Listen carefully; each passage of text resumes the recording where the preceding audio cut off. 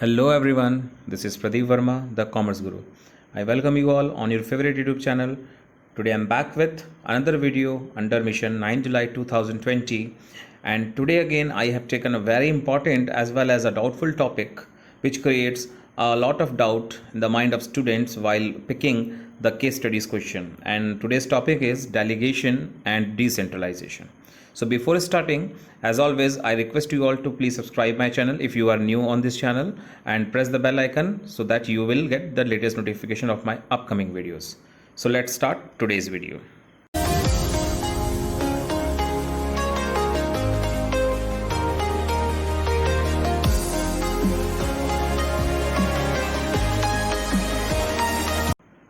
So as always, I'm going to start with pictorial presentation. Here it is the first picture.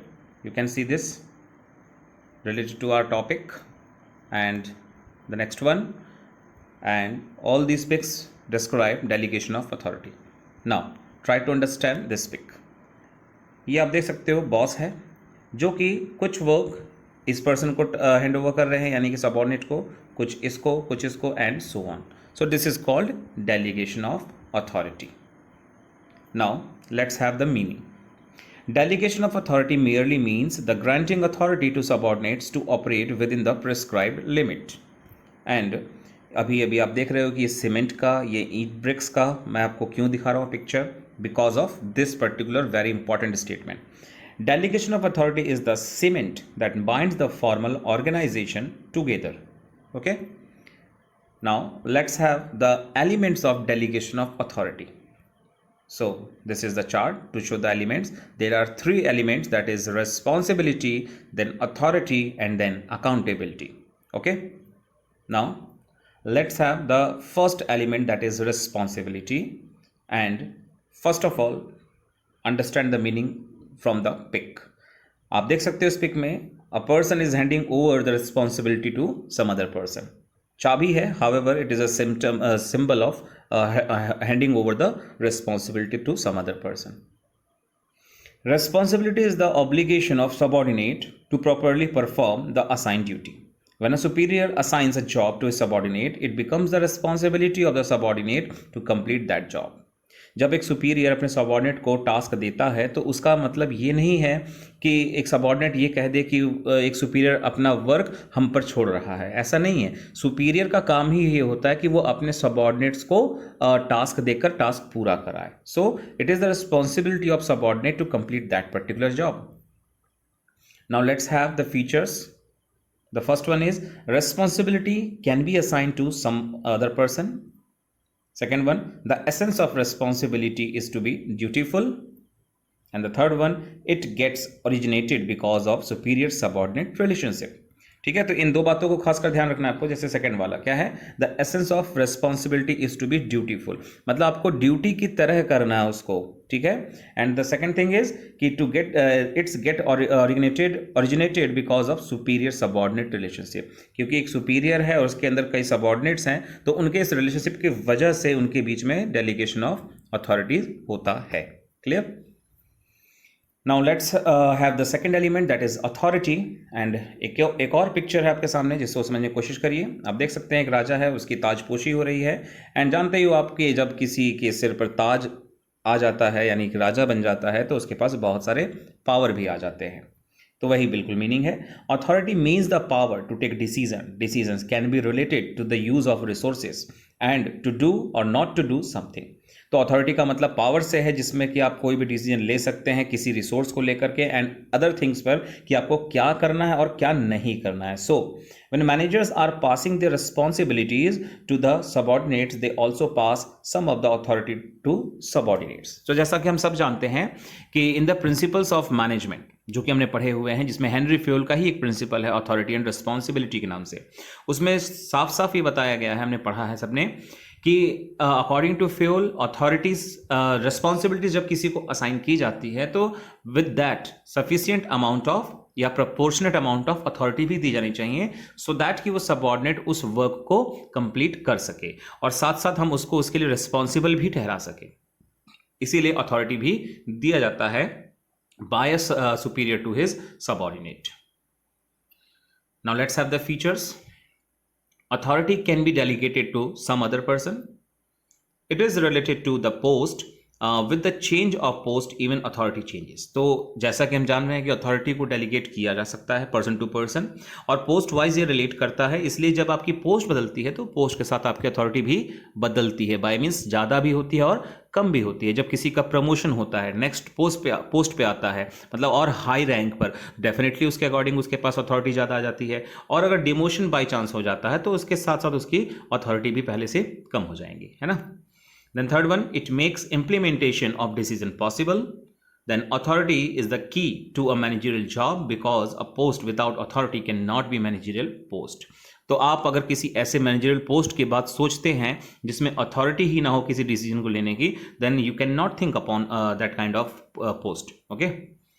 And a very important part, authority is equal to responsibility. मतलब जितना authority आपके पास है उतना ही responsibility भी होना चाहिए, otherwise वो misuse होगा आपके अथॉरिटी का। या फिर जितना रिस्पॉन्सिबिलिटी है उतना ही अथॉरिटी भी होना चाहिए, सो दैट कि आप अपने वर्क को टाइमली कंप्लीट कर सकें, ओके। और यही बात हमारे फ्यूल के प्रिंसिपल में हमने पढ़ी थी, अथॉरिटी एंड रिस्पॉन्सिबिलिटी में।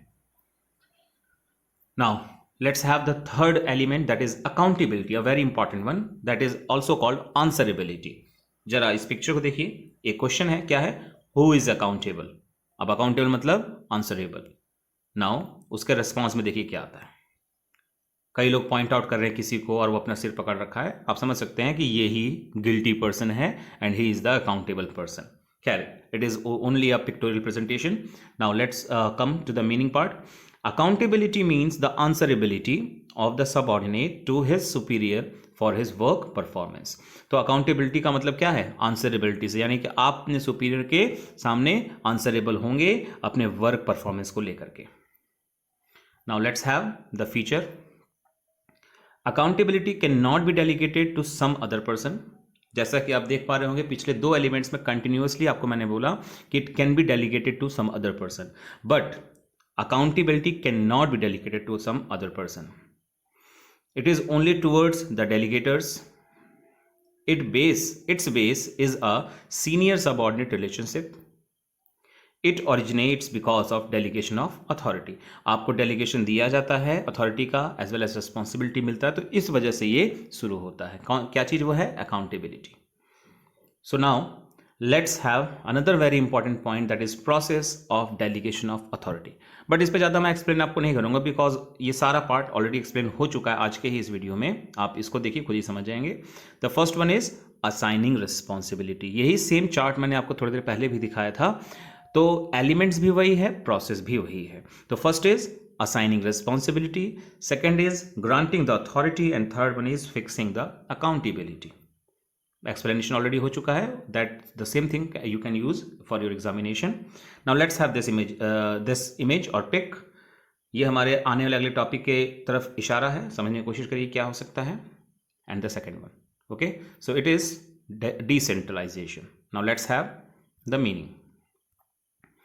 Decentralization refers to the systematic effort to delegate to the lowest level all authority except that which can only be exercised at central point.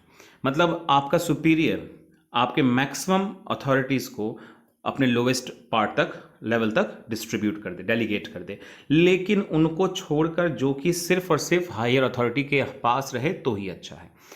It is wide distribution of authority and responsibility to smaller units. तो काफ़ी wider distribution होता है इसके अंदर। Now let's have the features and that will be helpful for the case study question. It is an expanded version of delegation of authority. तो पहली बात, delegation of authority का जो है expanded version है ये। Then it increases the significance of the role of subordinates. Then it is a process which is applicable to the organization as a whole. And fourth one, it reduces the workload of senior officer. Now let's have a relationship between delegation and decentralisation. अब जो हम इस video में पढ़ने वाले हैं चीज़ों को, वो हमारे डेलीगेशन और डिसेंट्रलाइजेशन में डिफ्रेंशिएट कराएगा, एज वेल एज कॉन्सेप्ट में जो डाउट्स होते हैं वो भी क्लियर कराएगा। So for that purpose you need to watch the video till the end, okay. So ये देखिए, ये होप सो आप सभी ने अपने बुक्स में देखा ही है ये पिक्चर। देखिए ध्यान से इसमें क्या दिखाया जा रहा है, क्या समझाया जा रहा है। आप देख सकते हैं director, production head, below that production manager and then supervisor, foreman and machine operator. तो एक हायरार्किकल ऑर्डर दिखा रखा है rank wise, post wise. Now अब आप देख सकते हैं डायरेक्टर से इंडिकेट किया गया किसको, प्रोडक्शन हेड को, then followed by production manager and then superior, supervisor. तो आप देख पा रहे हो on the right side of your screen delegation delegation delegation delegation delegation, मतलब जस्ट नेक्स्ट सबऑर्डिनेट को दिया गया। बट डायरेक्टर से ले करके मशीन ऑपरेटर तक कंप्लीट तरीके से जो किया गया वो क्या है हमारा, decentralisation. So it reveals a relationship between both the term. Decentralization is the extension of delegation, as we know. In delegation, we multiply the authority in two. तो delegation में जैसा आप देख पा रहे हैं दो में आपकी authority बट जाती है, whereas in decentralization the authority is multiplied by many. जैसा आप देख पा रहे हो decentralization में सब कुछ कवर हो गया है ना। So this is the biggest difference between both the two. Delegation is necessary in every organization, but decentralization is optional. तो हर एक बॉस को अपना वर्क डेलीगेट करना ही पड़ता है, इट इज हिज टास्क। तो डेलीगेशन तो कंपलसरी हो गया, but decentralisation is not the compulsory one, it is optional policy. Now finally we are going to have a difference between delegation and decentralization. I have taken 5 important base. Okay, so the first one is scope.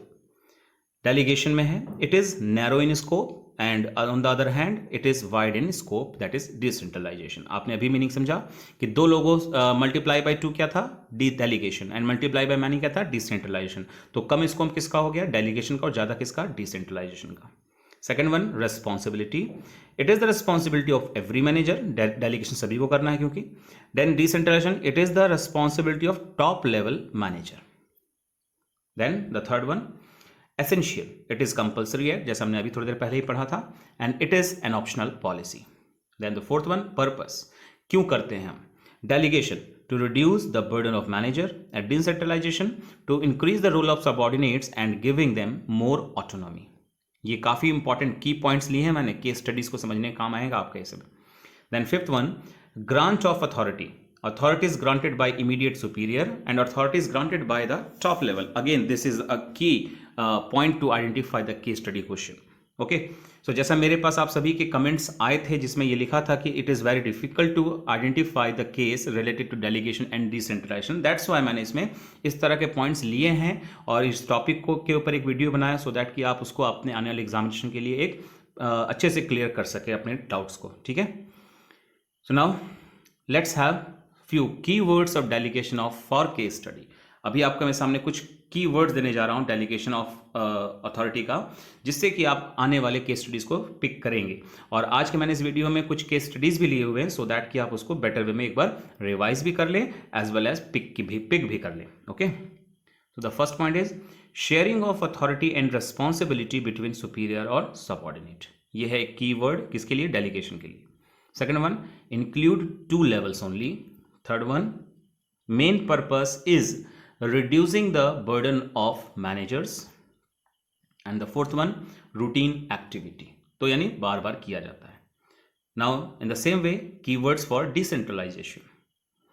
Involvement of all levels. उसमें तो 2 level.